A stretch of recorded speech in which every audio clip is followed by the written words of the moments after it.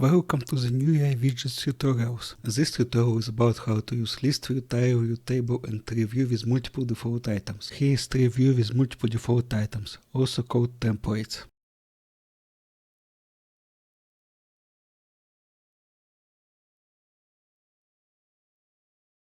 This is done by a special class with the iListViewTemplate selector implementation. The iListViewTemplate selector interface has two parameter types.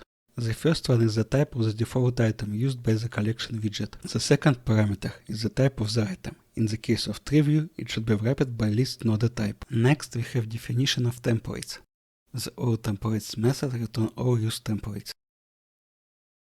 Lastly, the select method determines the template by index and item. In this script, the template is determined by the type of the data stored in the tag property, but you can use any condition you want. The component with interface implementation should be added to the collection widget GameObject. The widget will detect and use it to determine the item template. Or you can override the createTemplateSelector method and specify the selector there.